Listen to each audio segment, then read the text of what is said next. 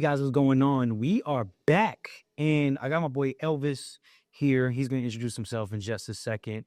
But we talking about youth ministry, talking about everything that we've been a part of, and we just gonna let the conversation flow. So, just introduce yourself, bro. What's up? My name is Elvis. Originally from Yonkers, New York. Now residing in Florida. 42 years in New York and migrated down south. But now I'm still with my boy. You know, we go back like spinal cords. Yeah, man. E and I have known each other. Man, it's been almost. I want to say it's like 8 years, something like that. Longer. Yeah. Let's figure that out. Cause I mean, so I got introduced to you through Father Shane initially. Yeah. I remember when me and Father Shane had connected like literally he had like a blogger account or something. And I was doing stuff on the internet. Somehow we were talking about Catholic things and I had connected with him. And then he had connected me with you at some point. And then it was just some Facebook conversations. Then I realized you was in New York and like all that. And then, I don't know, somehow it just So all Catholic happened hip from there. hop thing. That's what it was too. Well, that also solidified it through the Catholic Hip Hop Forum. Yes. Yes, for the Facebook joint. Because when I first came back to Christ, I was just like, I was a hip hop head. But I was like, I keep listening to the same 3 songs, because there's only Catholic hip hop that I appreciated. When he's like, nah, hold on, I got this little Facebook group that I might appreciate. Right. So that's how I started like learning about people. And you were in there. And I remember at first I didn't like you. I'm just like, oh, this. Yeah, I was going to say that. I was like, I remember for some reason we were like bumping heads initially. Yeah. Because I remember you put like this Mickey Mouse thing. And then I was like, yo, what's this Mickey Mouse thing about? But I was in my OSI phase. Right. Now, OSI means overly saved individual. Yeah. I had that super zeal, that Saul trying to come to Paul moment. So I was just I didn't know how to shut up. I didn't know how to shut the mind off. I still had the bad habits and that needed to mature out. You know what I mean? Mm-hmm. So when I saw like certain things like, what is this? Yeah, I've always been the person on edge. I've always been the person to take risks and catch backlash. So I don't even remember what it was, bro. It's a long story in and of itself. Long story short, me and my creative mind, I felt like we were not taking our faith seriously, and we were making it look like Mickey Mouse Clubhouse, right? And so it was sort of it was like you know how they have like political cartoons, right? Yeah. But it was meant towards us Catholics who weren't doing the right thing. We were making a mockery of it. I argue is like that now, bro. Yeah, it's been like that, right? Unfortunately, so I get it. Yeah, I get it. But that's why we need to be together. Yeah, sometimes I've taken too many risks, and I mean, it is what it is. But okay, so let's give context. Okay, E, if y'all haven't met E, family man, theology teacher, written a book, defending the faith. We got all those things in there. Yeah. I wouldn't usually say this, but now I'm only because I know God opened the doors for me to do things I never would thought I'd do. So I also Catholic hip hop artist because I have millions of streams. I thought I'd be the only one streaming my music and my mom maybe. That's it, But I'm just like I see that it's gone like internationally, and I still get like thousands of streams all the time, and I'm just like, I don't know what you're doing, God, because this God's work, not mine. You know what I mean? Right. So that's the only reason I see that. But I never like. My students, they're dying to find out like what artist's name is, and I don't tell them. Oh, for real? They don't know? Oh, pal. I refuse to be like that teacher. Like, buy my mixtape. I can do no photo. Yeah, no, I don't want to be that guy. You know what I mean? And because if that's what God is doing, like God reveal it. And sometimes you have weirdo kids that just starts like Googling everything about you. You know what I mean? So, yeah. But besides that, yeah. Yeah. So boom, Catholic hip hop artist, author. I mean, where do we want to start? With book? Hold on. Yeah, where do we want to jump into? I know where we're going to start because today's March 13th. Okay. Yesterday, March 12th, in Westchester County, New York, was officially every March 12th, Elvis Gutierrez Day. For real? Yeah, come on holiday, bro. I'm gonna have to Google that one. That's the one I'm gonna Google. You're gonna find nothing about it. You no one really cares. But I got a proclamation before I went to Florida by one of the county legislators. So in the proclamation, it says like March 12th is my holiday. So if I want to, I could call them like, yo, like the county officers, put my name on like the billboards, like the highway boards. They'll say like Elvis Gutierrez Day and like the county buildings and stuff like that. Okay. But like, who cares? You know what I'm saying? I'm like, That's mad random, by the way. so that's that weird thing. Like everybody's like, what do you mean you got your own? Like, yo, I got the paper to show you, the proclamation to show you. It's fresh, straightened up. Yeah, but that's because all the things I did in the community and stuff like that. So they gave me that before I moved away. Oh, that's cool. So random. Well, I actually did not know that one day. Yeah. Also, I mean, you've been on the journey home, right? Yeah. Yeah, I don't know. I don't even know where to start. So, okay, let's say, so we're naming like these little things, right? We could probably get into the nuance of all of them. But you have had your own faith journey, right? And in general, we're talking about youth ministry. You came in at more as a young adult, if I'm not mistaken. Well, yeah. Well, right. If you want to go back to youth ministry, I used to go to youth groups. Okay. And when I went to youth groups, it was more like a place to just chill. Well, I started going to youth group when I was like 12. Okay.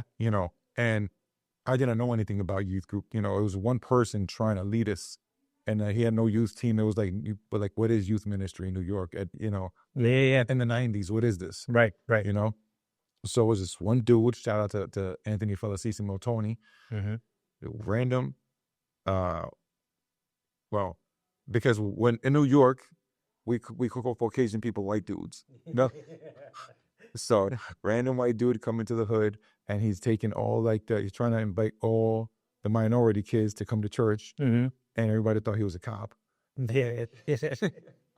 He gave cop vibes. Random side story. Like I remember when I was going through my deeper conversion moment, there was a now priest. He was a brother at the time, and he kept bumping into him places. And I remember I was walking down the street. This dude came out of a car, like the wool, like suit jacket, tie, you know what I'm saying, comb over here. He was like, "Hey, Brandon," and I'm like, "Oh," I thought it would.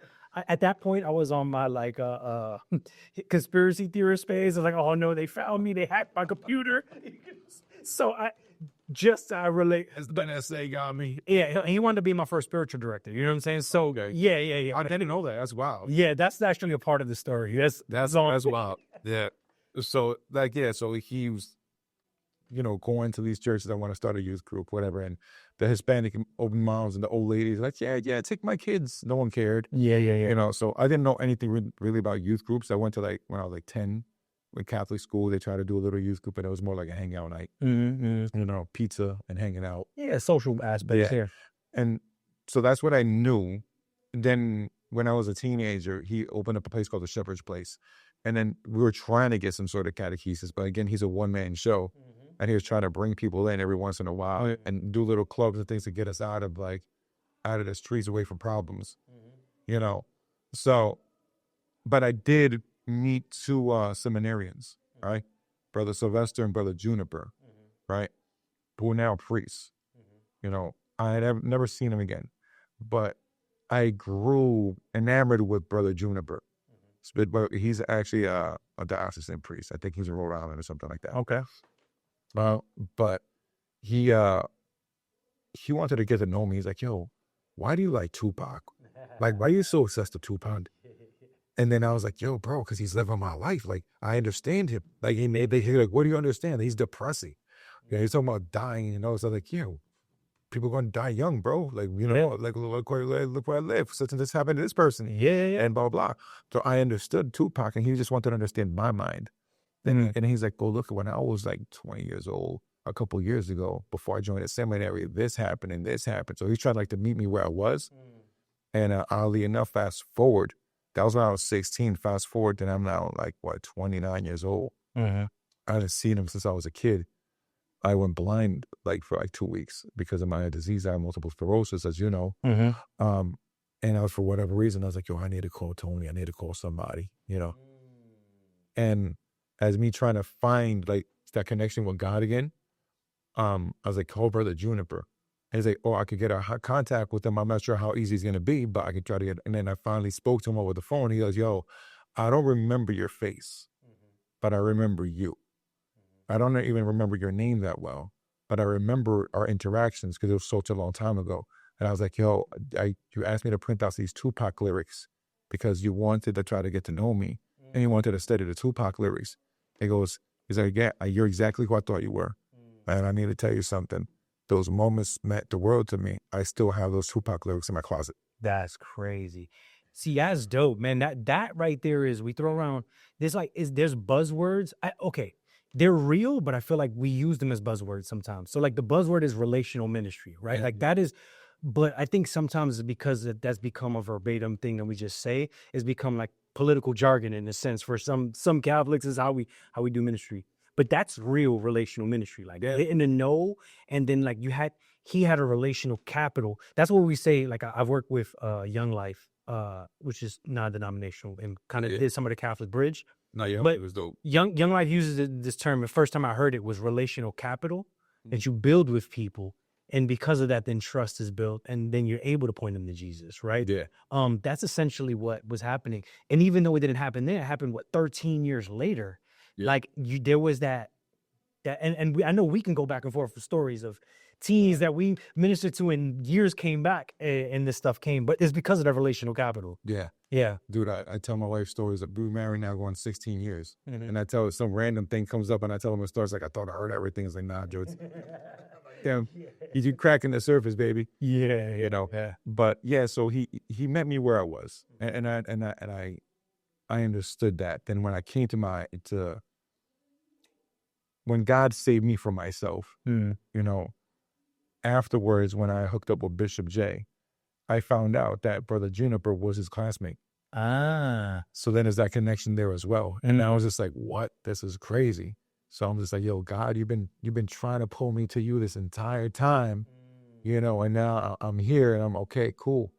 You know, so there's just a lot of crazy things, but you know, youth ministry has been ingrained in me since I was a kid, but I just like, it's whatever. You know, I lost my faith at 16, 17 years old. Then I was just going to youth group for girl, you know, one specific girl.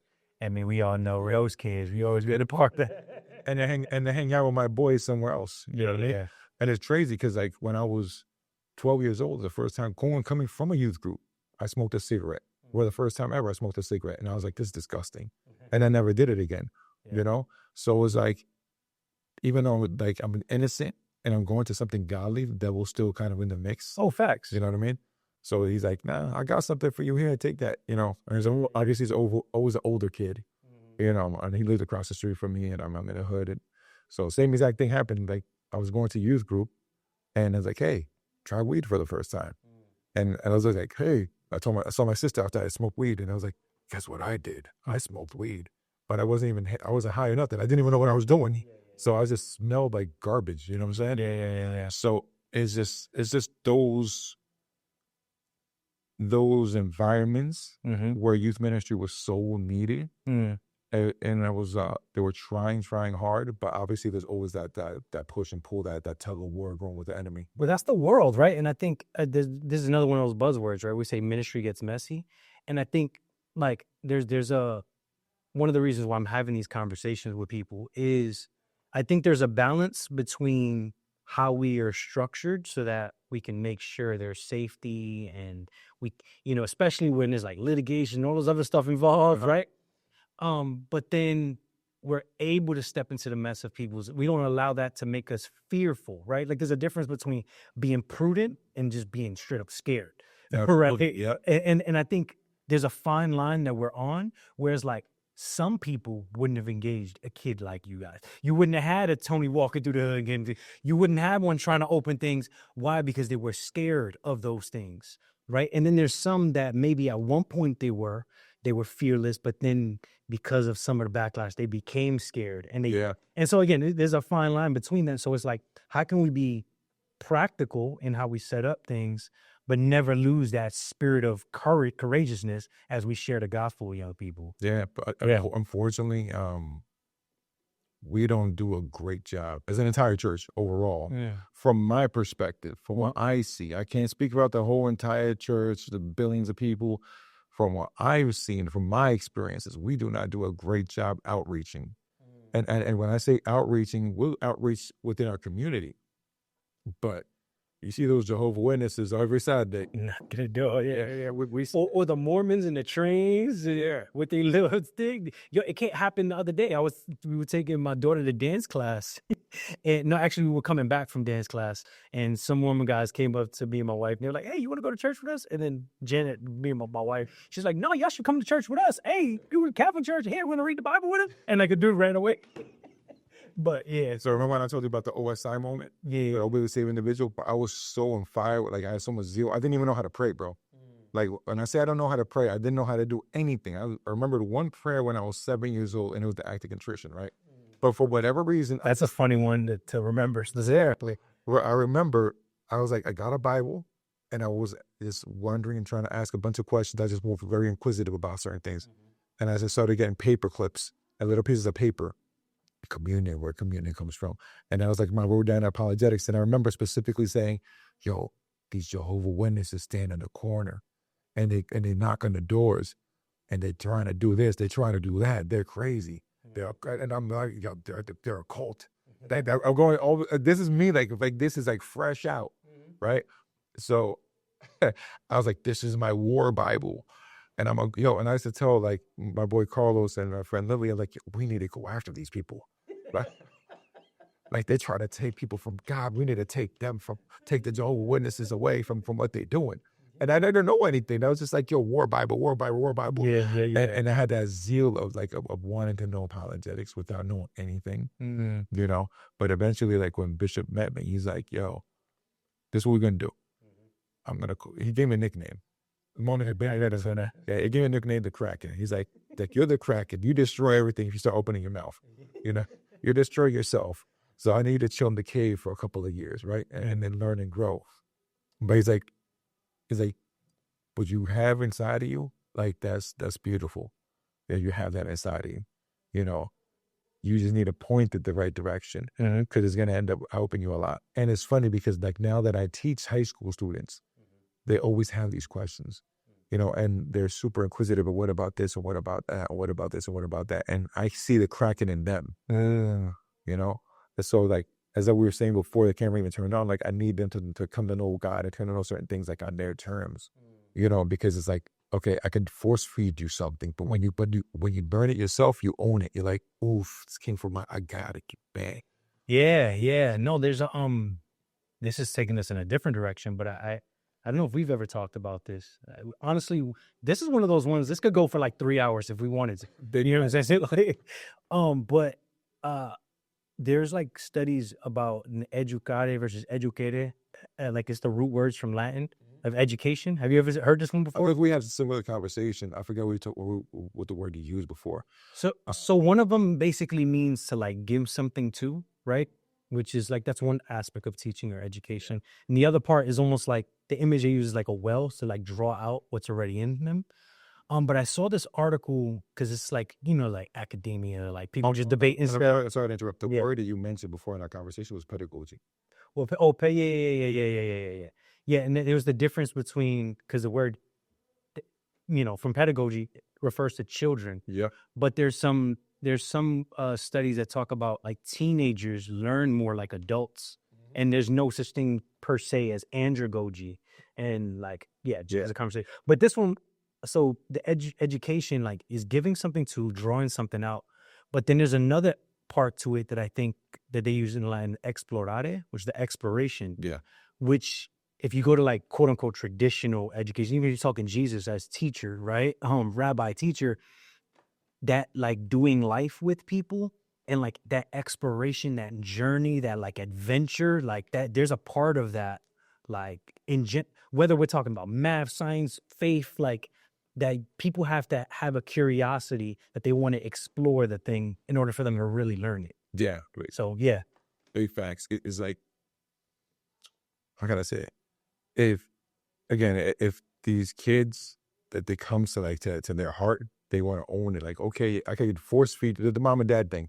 Yo, say your prayers and send it across. What does that even mean? But when they have that come to Jesus moment, they're like, oof, like it's more solidified into, or now I really want to keep walking, you know.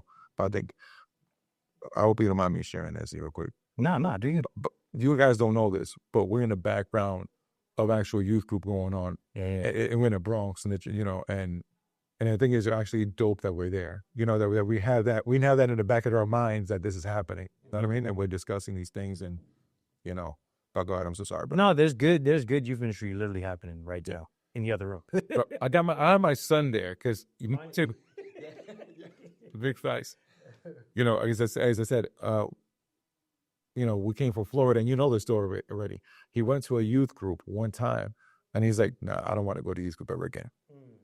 And I was like, "What's wrong?" He's like, "No, it was bad." I was like, "What was bad?" He's like, "No, everyone was dry. No one received me." It's pretty much I'm summarizing things. Like he said, people were dry. They didn't receive him. I was like, "What do you mean you didn't receive him?" No, none of the kids wanted to talk to me. They were in their little cliques. None of them wanted to be there. All they did was give us snacks, and they put us in a little group. And then they took us into the church. They're like, "Okay, what happened in church?" We were in front of Jesus. Okay, so what happened? No, nothing. So they just parked him there. There was like no reflection, no nothing. It was a silent adoration. No, I don't even know what it was. He didn't even explain it to me. And I was just like, were people praying? What was happening? It's like, I don't know, Dad. It's like, then I said, what happened afterwards? We went back. I went into groups, and no one wanted to talk. And they were trying. And I was like, I get it. I was like, there's dry faith in that. And I said, they're trying to pull teeth. And he's like, yeah, it's something like that. So his experience there, was just like, especially for the first time ever, he's like, no, I can't do that. I can't do that. So now that we're here visiting in New York, visiting like family, I was like, you have to come here. You have to come you have to know youth ministry the way we experienced youth ministry. Right. Because it's a completely unique thing. Everything about it is unique, So, and the fact that I saw him smiling, the fact that I saw him interacting, the kids are just like, "Yo, what's up? What's your name?" And blah blah, and all the, that's what I was trying to say. Like, yo, we need to get that background noise of the kids going crazy. Yeah. But there's a right way to do youth ministry, meeting them where they're at, and making sure that they know that the church is young, making sure that Jesus loves them in a way that they understand it. So differently than that situation, you bring your son to something like this, right? Yes. Let's talk about the contrast, because we've had, and we can share stories. Let's just let this kind of flow. We've seen good youth ministry. We've seen bad. We've seen engaging youth ministry. We've seen Funeral home. Yeah, facts. Not in the real funeral home though. No. Yeah, exactly. No, but and there's something you kind of said that even with Tony that I think is an interesting thing. That he was a one-man show, right? We've seen youth ministry that it's good, but without that person, it like dies or falls apart, as opposed to having something with a team. So we have all these various things. Like, what would you say? Like, if you had to paint the picture of an ideal, this is what it looks like. These are the elements that are needed. Like, what does that look like? Keep it real, where we are right now. Okay. To me, where we are right now, because these kids, I served a retreat for the specific parish, and for this youth group. And as I walked in, I still see a lot of these kids here, and it looks like it's a full house. I didn't get to see how many kids actually showed up, but the fact that they're here on a school night and they have to go back to school. I'm not sure they're on vacation. No. Yeah, so they have to go back to school tomorrow. It's like this every week, bro. Yeah. So it's thriving, and they want to be here. They don't have to be here because of their sacraments. They already received their sacraments, and they're still here. But let's name some of the elements. Like they have a team, right? 100%. Right? Like there's definitely a strong leadership team. There's the active engagement, and there's a spiritual figure here, which is Sister Jesus Nicole. Right. Here, she's she's making sure that everything works properly. So there's a proper integration of our religious, right? Whether we could say, in this case, sister. In other places, it could be brother. Like I've seen, like with the friars do some good youth ministry stuff, and they have a good interaction there. Because if we're going to show the opposite, there's somewhere either they're not involved at all, it's only the lay people by themselves, or they're too involved that they're choking the life out of. So yeah, oh yeah, I've seen an entire youth team collapse and go into therapy mode because it was too overly involved. You know what I mean? Okay, we need to go on a retreat because we're clashing. The spiritual director, who was a clergy, and the entire team is clashing, and that was bad. So okay, so let's keep naming the elements just to like think that through a little bit. One thing that I think is amazing here, was the kids were coming in to have music playing, but it's their music, Right. to their environment. Right. Right. So either sometimes they walk in, and I've seen other places was dead silent and everybody's just kind of awkwardly fucked. Or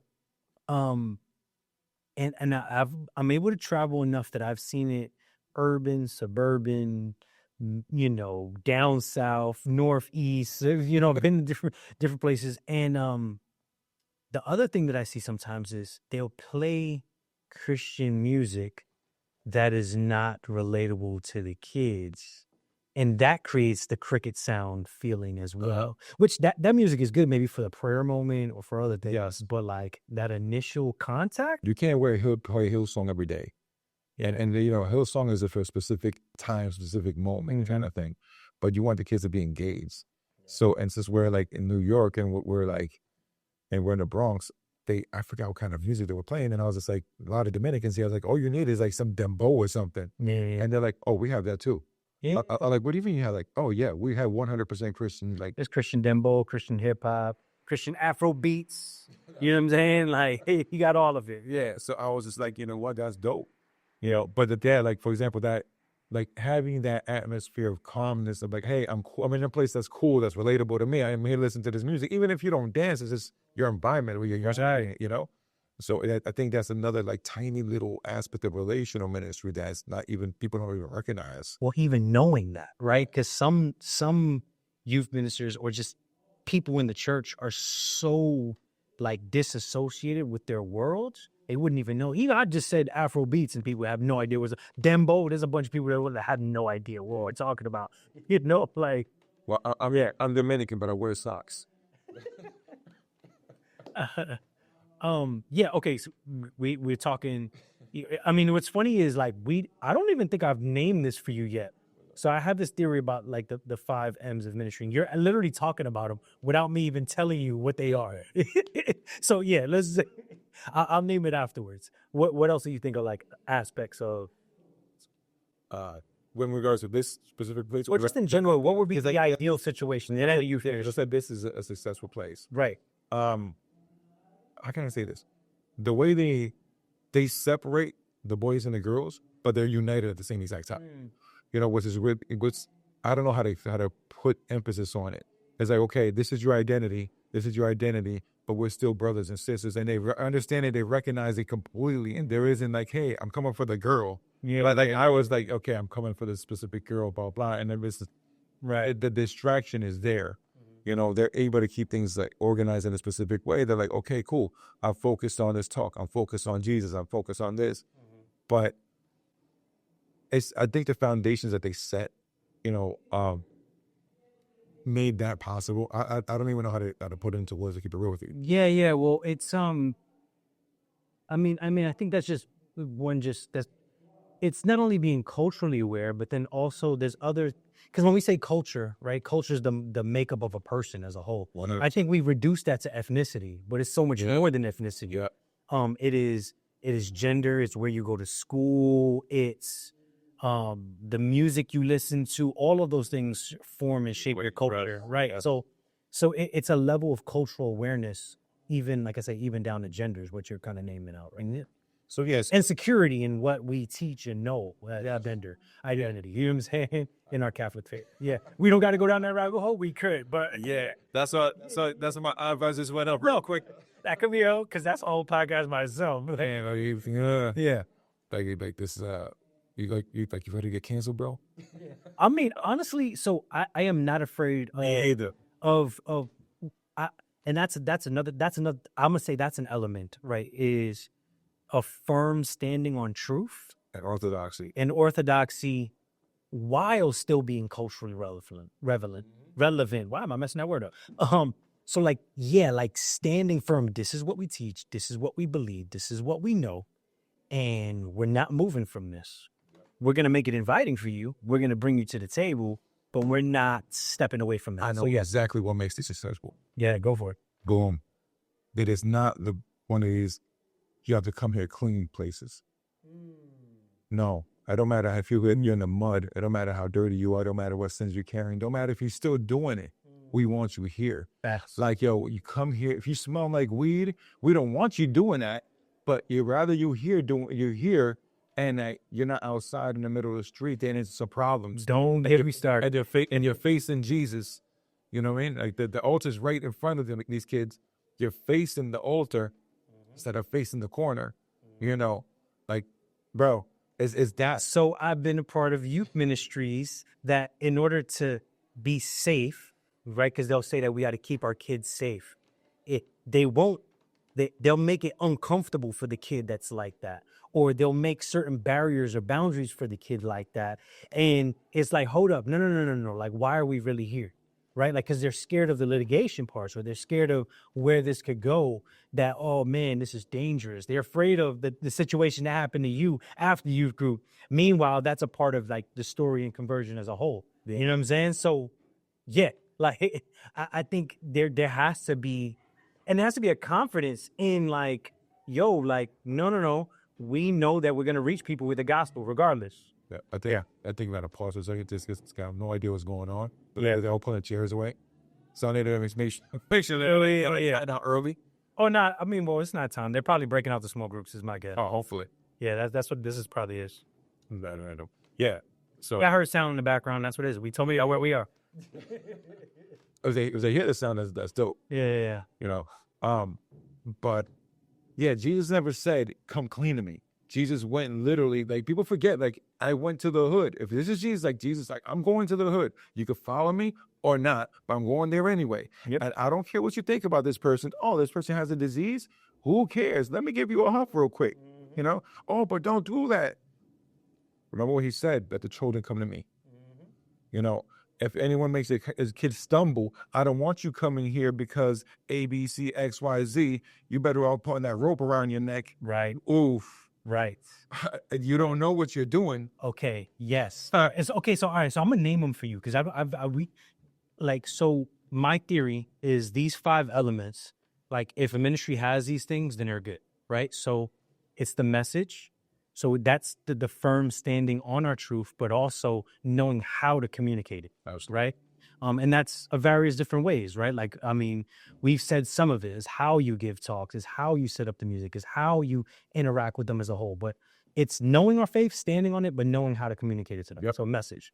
The other one is the members. So the actual servers, whether that's clergy, whether that's lay people, if that's young adults, if that's older, whoever it is, like how they serve, how inviting they are, how well they're gelled as a team, like that's important, right? The meeting space itself, how it's set up. So like the situation of the chairs, like how many times have we been somewhere and they're like, oh, okay, you want to start a youth group? We're going to put you in the crusty classroom. That paint is falling off. Meanwhile, oh, we're going to make other amends for other people, right? Yeah. So like making sure there's effort put into the way the space is set up. Now some of that, obviously we know parishes that can't afford it. And so maybe that's where they start at, but they intentionally are trying to make that meeting space as best as possible. Yes. You know, like I remember, shouts out to Jesus. We ran retreats and it was like, we would have to get there hours early, clean out the whole room, redo everything, put lights up, move it to make sure that meeting space was inviting and met them where they are. Right. So the message, the members, the meeting space, the mission territory. So being very clearly aware of where you are, how you're engaging with them, where you have influence with young people, etc. Right? And what am I missing? The message. Oh, the music. Duh. Wait, I said the music, right? Yeah, so the music. The music. Yeah, I'm in. Well, music is part 2 of the message. So the music is separate from the message, but they're intertwined and connected, right? Yeah.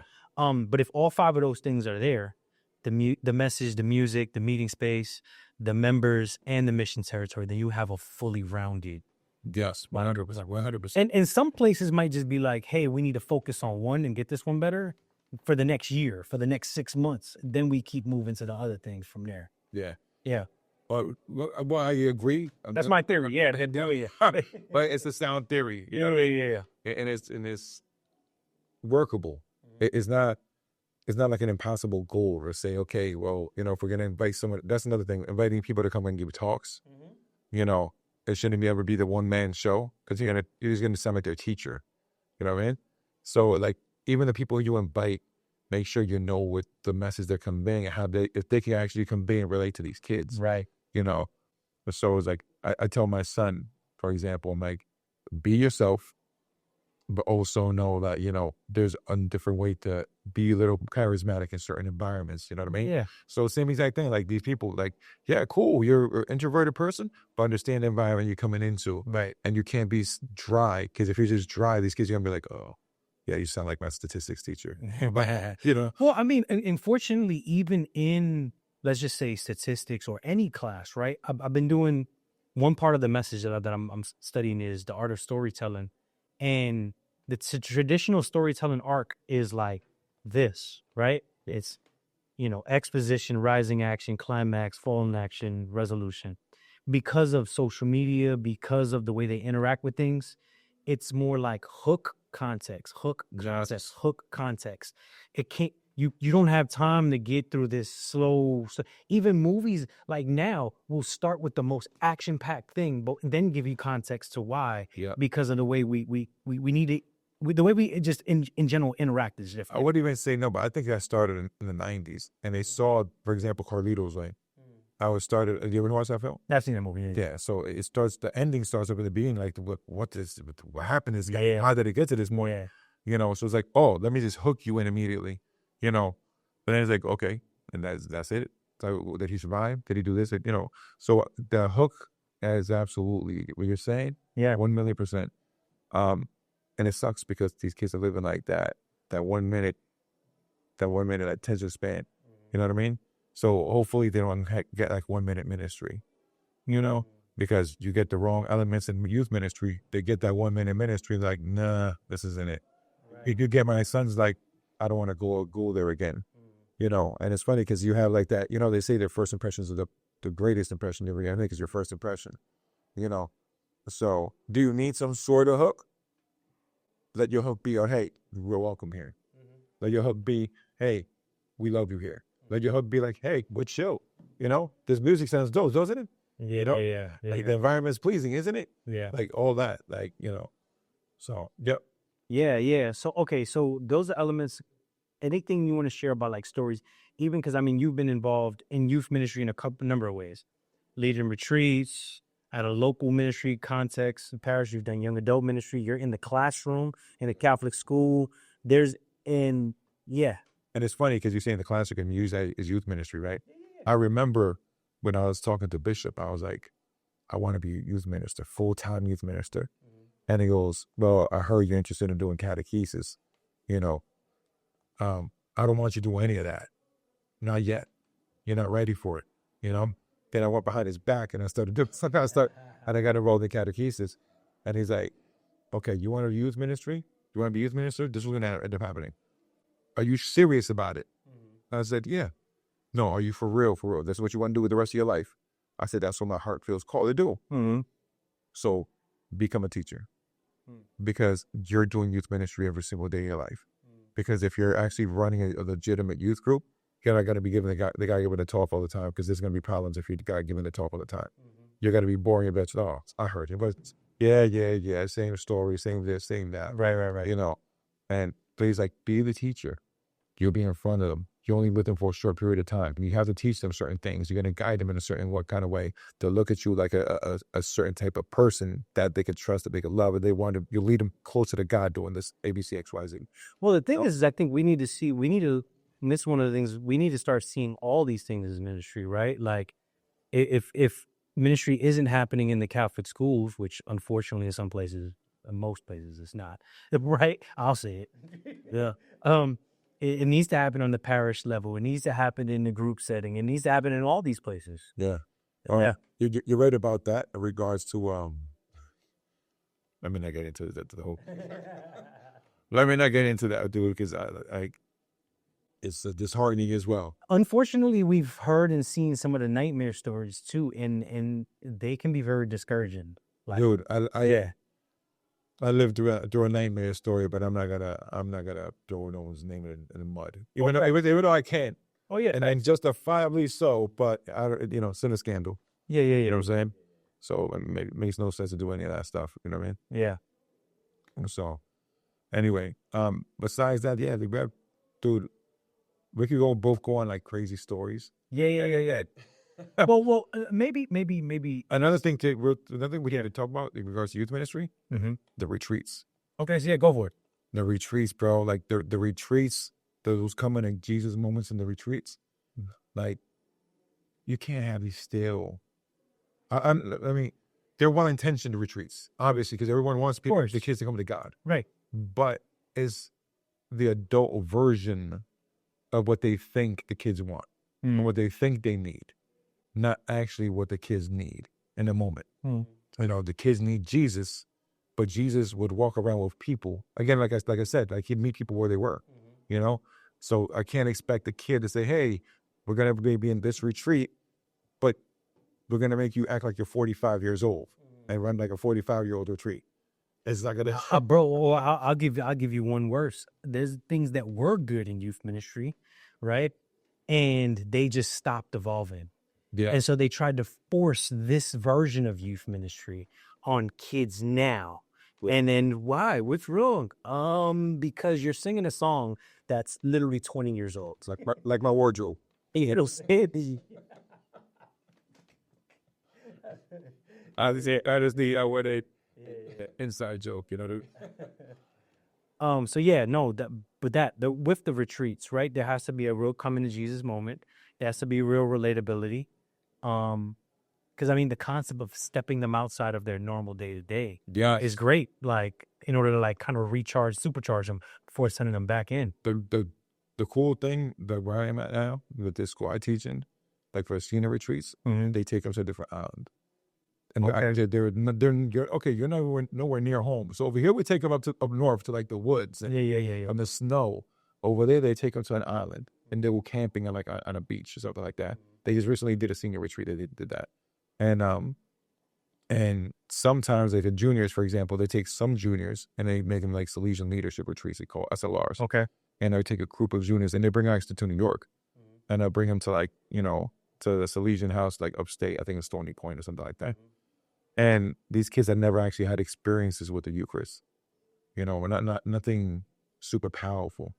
And then they start having that coming to Jesus moment. I had this one junior named Cassandra. She was like, I heard Jesus' voice. I felt him in my heart. I felt it. I was just like, you really did? And she's like, it was the most beautiful thing I ever experienced. And I was just like, and I was so overjoyed. Like, yo, I got to give you a hug. I'm sorry. I'm not supposed to say from Brahman, but yo, I'm happy for you. Like, this is crazy.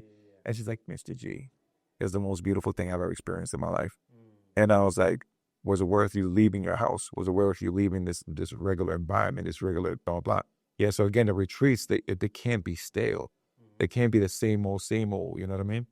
And it's exactly what you're saying, taking them out. Yeah. Oh, yeah.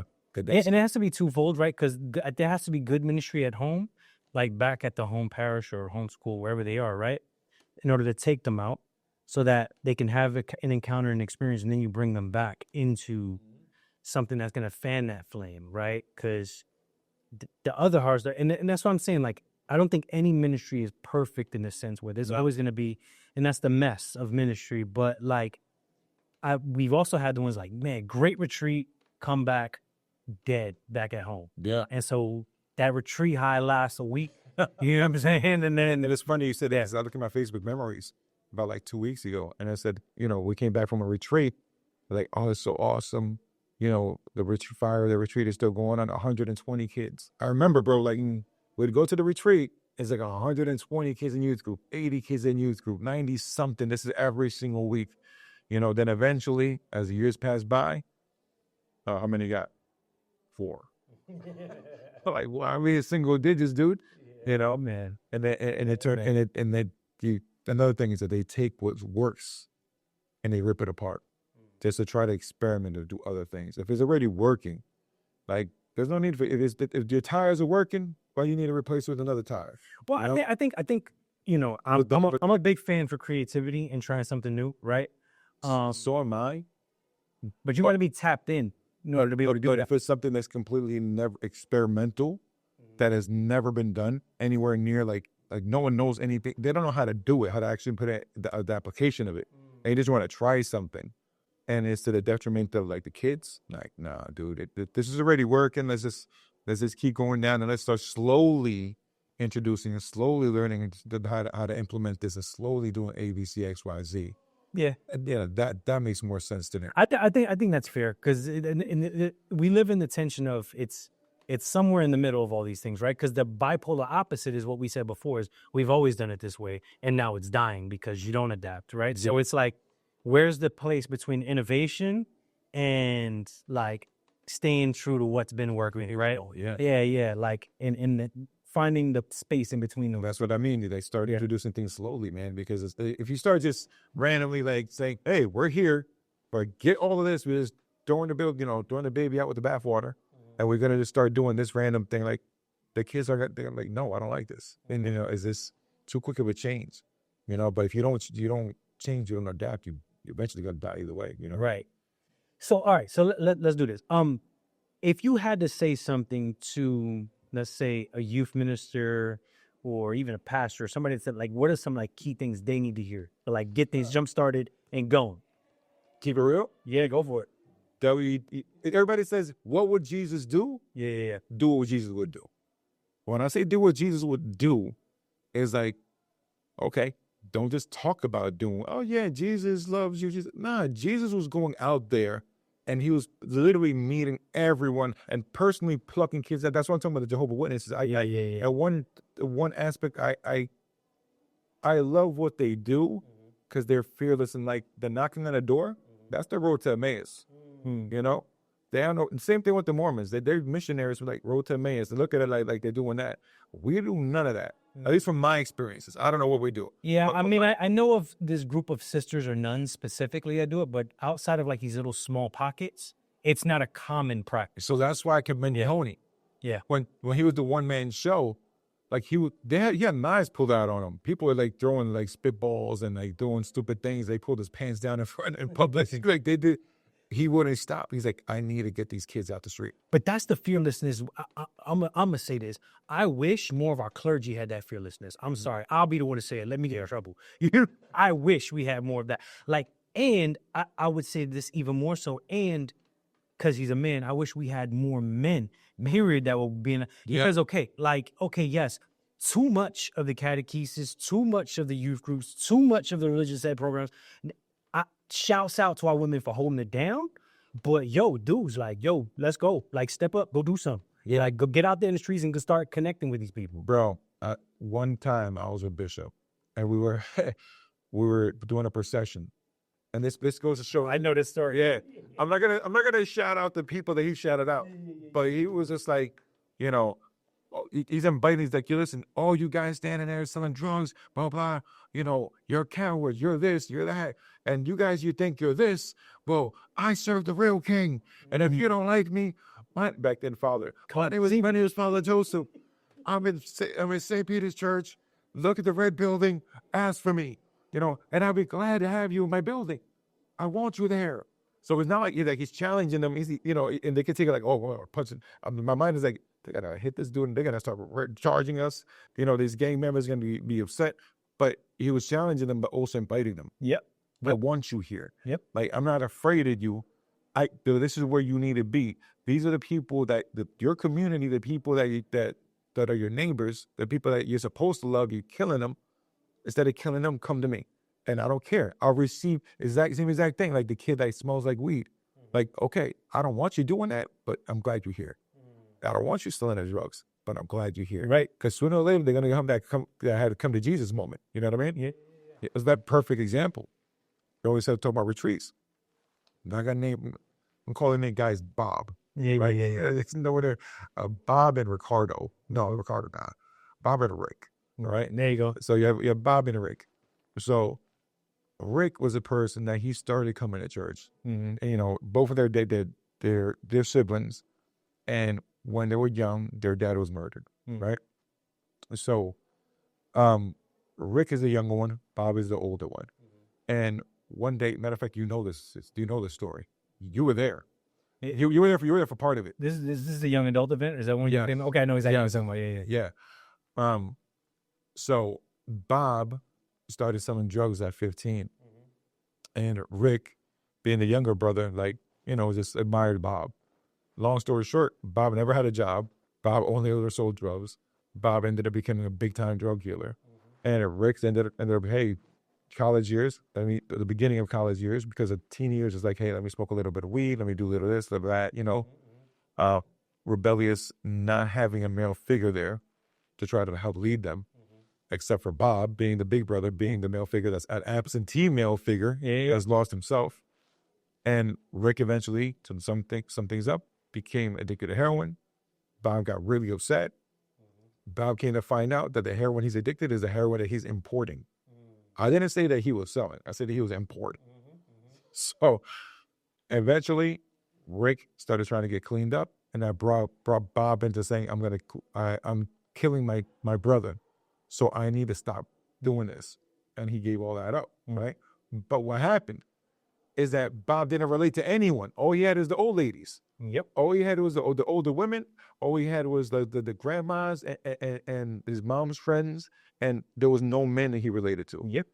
And then he ended up meeting a group of people that we know, and he was able to sit down with them, and it's like, yeah, I get it. And because they related to his lifestyle and the way that he was, he allowed himself to become vulnerable. And in that same weekend, he gave his life to God. And it's crazy because he never turned back. And they put a bounty on his head. They did because he owed a lot of money in the street and all those other things. And he had to run away and go into hiding until he was able to resolve all those matters. But they found out like he legitimately gave his life to God. They left him alone. Rick ended up continuing with he was cleaned up for a little while, continued with his addiction, went into some rehab down in Florida somewhere for like 3 years, and there was a faith-based Catholic rehab thing. I spoke to Rick like 2 weeks ago, and I haven't spoken to Rick in ages. He just got married, sacramentally married. Hey, that's what's up. Tell me that's what's up. No, that his bride received confirmation, obviously, before getting married. And, and he's the one that brought her into the faith, So, and he was just like, Rick was just like, dude, this is what's happening in my life, and A, B, C, X, Y, Z. But if they didn't have those men there, it could have been something else. But that's just that. There's like this youth group right now. There's a whole bunch of boys. Yep. It's a whole. I don't even know how many boys are here. Yeah. And if there's no guys present here, So, it's not you gotta see a sister, you gotta see a nun here, and see a couple of girls. And the girls may feel comfortable, but I was like, okay, well, now what? Because the problem is we don't have dads going to church on Sunday. That too. We don't have dad leading prayer at home. That too. I got to go to work. Your work, first and foremost, bro, is your family. Facts. And I'm sorry, I had to look straight into that camera. It's your family, bro. Facts. Forget your job. Your job is to raise your kids. Your job is to make sure your kids get the habit. You can't do. They're gonna try to do. They have to do what they got to do for themselves. But it's your job to leave them with as much knowledge and as much heart and as much faith as possible that they make those choices. So let's add. Also, did I make it? No, you're right. Now, what I said the year. So it's like for a time I'm gonna have to land this and probably pick up at a certain point. But if there's no, and this is argument I've been having in certain conversations behind closed doors. If you want good youth ministry, we say we need family ministry, but I'm gonna say we need men's ministry. Exactly. If you want youth ministry, go do men's ministry. You want youth connected? You want families connected? Go after the men. But because we're scared, let's go back to that. Because it's not prudence, it's literally fear. Yep. We're scared to engage men on that level and be challenged. That's why it's not happening. So, yeah. And I would say this much. I say this much, and I'm gonna get in trouble, and I don't care. Men need to stop being selfish, stop being cowards. You know what I mean? And start being the father you didn't have. Money. Yeah. Because you could be the deadbeat, don't be, and you know how I feel about deadbeat. I know. We've got, that's what I'm saying. That's a whole podcast. Yeah. But now, check out Built for Battle is the book. We didn't even talk anything about that, but it's The Built for Battle is the book, absolutely. A beginner's guide to defending your faith. It's literally meant for teenagers, because I hate everybody else. So Apologetics. It is not Thomas Aquinas, even though I had some Thomas Aquinas in there. It is like, hey, you want to answer to something? Well, maybe this is a simple way, maybe understanding some of it. That's it. Because when I first came to faith, I didn't know anything, and I had a bunch of questions, and no one had to answer me. Right. So I say, hey, I just will just put this together. Thank you to God. I released it and it did okay. That's the book. Album coming out called For My Loves. I have to shout out ETP Ministry, Okay. which is Josue. You know, remember Josue? Right. You moved down there. And so I got to shout out him and his sister Christy specifically because they're doing everything out of the love. Because like, this is for God. It's nobody else. You know. So, and I don't even like to promote my music, so I'm not gonna say my name. No artist thing. Yeah, and if y'all can connect, so I mean, what I'm in the process of creating and the reason for these is one, the book for the 5 Pins of Ministry, but also doing training workshops and things like that. So I have the email list, beyondcorbeatassembly.com, and get connected and keep building for there.